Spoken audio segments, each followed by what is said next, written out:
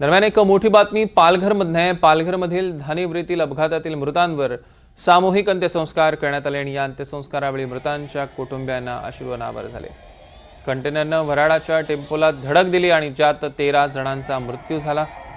याच धानिवरीतील अपघातातील मृतांवर सामूहिक अंत्यसंस्कार करण्यात आलेले आहेत आणि या अंत्यसंस्कारावेळी मृतांच्या कुटुंबियांना अश्रू अनावर झाले।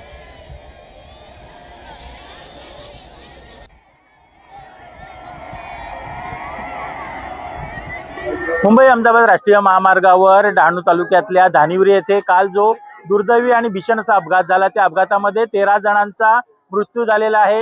या 13 जणांपैकी 10 जण आहेत हे बापूगाव लाखातपाडा येथील आहेत। या ठिकाणी हे सर्व मृतदेह आज अंत्यविधीसाठी आणलेले आहेत। आपण पाहू शकता हा संपूर्ण परिसर जो आहे तो शोक सागरात बुडालेला आहे।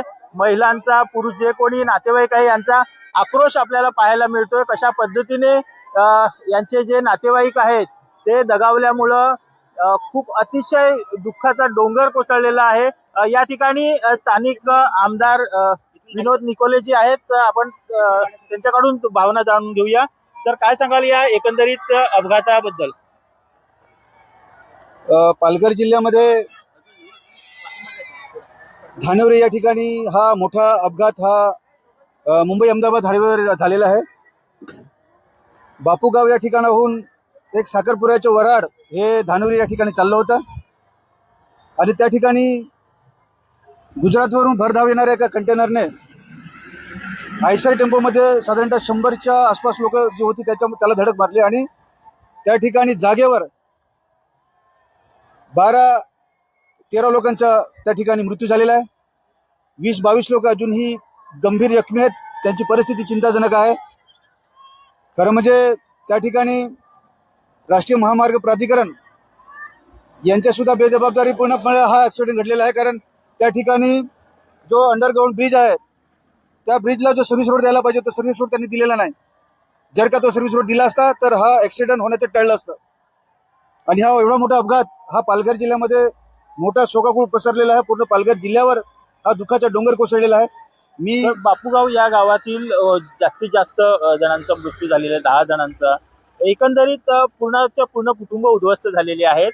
शासनाकडे या संदर्भात काय मागणी करा? शासनाने 5 लाखाची मदत जाहीर केलेली आहे आणि इतर जखमींचा खर्च उचलणार आहे। मी काल ज्या ठिकाणी हा अपघात घडला त्या स्पॉटवर गेलो होतो, तिथे मी पाहणी केली। त्यानंतर मी कासा ग्रामीण रुग्णालय या ठिकाणी गेलो, त्या ठिकाणी ज्या मृत्यू बोडी आहेत त्या सुद्धा मी पाहिल्या।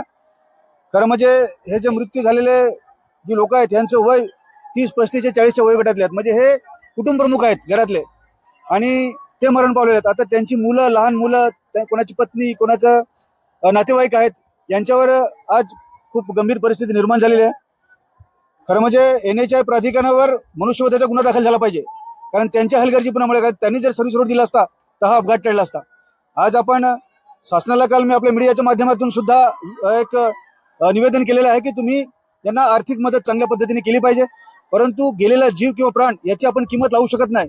कारण ते पैसे दिले तरी काही गेलेला माणूस येऊ शकत नाही, परंतु त्यांच्या कुटुंबाला एक आर्थिक चांगलं सहाय्य झालं पाहिजे। मला आज सकाळी कळलं की शासनाने 5 लाख रुपये दिले। 5 लाख रुपये न देता शासनाने याच्यावर विचार करून 10 लाखाच्या वरती एका कुटुंबाला हा आर्थिक सहाय्य त्यांनी केलं पाहिजे, अशा प्रकारचे निवेदन मी आपल्या माध्यमातून करतो। नक्कीच शासनाने जी रक्कम दिलेली जाहीर केलेली आहे त्याच्यापेक्षा आणखी जास्त करावी अशी मागणी आमदारांनी केलेली आहे। आताच ह्या आणखी शववाहिन्या आलेल्या आहेत, आपण पाहू शकताय आणि पूर्ण परिसरात हा आहे। पंचक्रोशीतील जे नागरिक आहेत ते या ठिकाणी जमलेले आहेत। सर्वांमध्ये अतिशय दुःखद असं वातावरण पसरलेलं आहे। NDTV मराठीसाठी मनोज सातवी, डहाणू, कासा।